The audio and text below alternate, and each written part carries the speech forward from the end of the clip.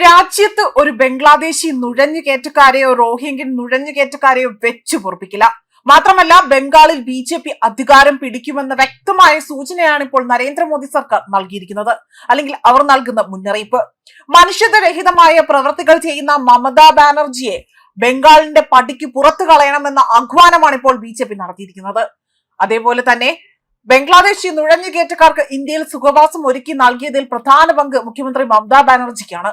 വ്യാജരേഖകൾ അടക്കം തയ്യാറാക്കി നൽകുകയും അവരെ വോട്ടർ പട്ടികയിൽ ഉൾപ്പെടുത്തുകയും ചെയ്തു. ഇതോടുകൂടി തന്നെ വോട്ട് ബാങ്ക് നിറയുകയും മമതയുടെ പെട്ടിക്കുള്ളിൽ വോട്ടുകൾ നിറയുകയും ചെയ്തു. ഇതിനെല്ലാം ഒരു അറുതി വരുത്താനായിട്ട് തന്നെയാണ് ഇപ്പോൾ മോദി സർക്കാർ വലിയ രീതിയിൽ മമതയെ അല്ലെങ്കിൽ ബംഗാളിനെ ഉന്നമിടുന്നത് എന്നത് തന്നെയാണ് സൂചനകൾ പുറത്തു വരുന്നത്.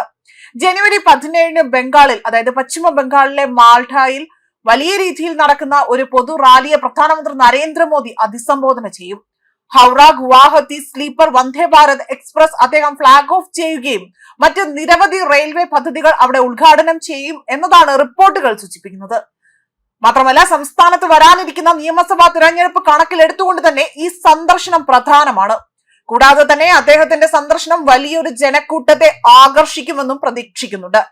തിരഞ്ഞെടുപ്പിന് മുന്നോടിയായി തന്നെ ജനുവരി 18 പ്രധാനമന്ത്രി ഹൗറയിൽ ഒരു പൊതു റാലിയെ അഭിസംബോധന ചെയ്യുകയും ഇത് സംസ്ഥാനത്തെ രാഷ്ട്രീയ പ്രവർത്തകർക്ക് കൂടുതൽ ഊർജം പകരുമെന്ന് തന്നെയാണ് പ്രതീക്ഷിക്കപ്പെടുന്നത്.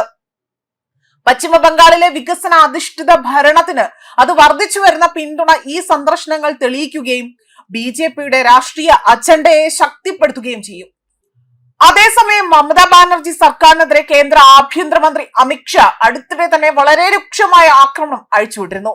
മമതയുടെ ഭരണത്തിന് കീഴിൽ മാതാ മതി മാനുഷ്, അതായത് അമ്മ, ഭൂമി, ആളുകൾ ഇവരാരും തന്നെ സുരക്ഷിതരല്ല എന്ന പ്രസ്താവന നടത്തുകയും നിരവധി അഴിമതി കേസുകൾ ഉദ്ധരിച്ചുകൊണ്ട് അദ്ദേഹം എടുത്തു പറയുകയും ചെയ്തു. ഇതിനു പുറമെ തന്നെ രാജ്യത്ത് നുഴഞ്ഞുകയറ്റക്കാർ സമ്പദ് വ്യവസ്ഥയെ മാത്രമല്ല ദേശീയ സുരക്ഷയ്ക്കും ബംഗാളിന്റെ സാംസ്കാരിക സ്വത്വത്തിനുമെല്ലാം തന്നെ ഭീഷണിയാണ് എന്ന് ആഭ്യന്തരമന്ത്രി എടുത്തു പറയുകയും ചെയ്തിട്ടുണ്ട്.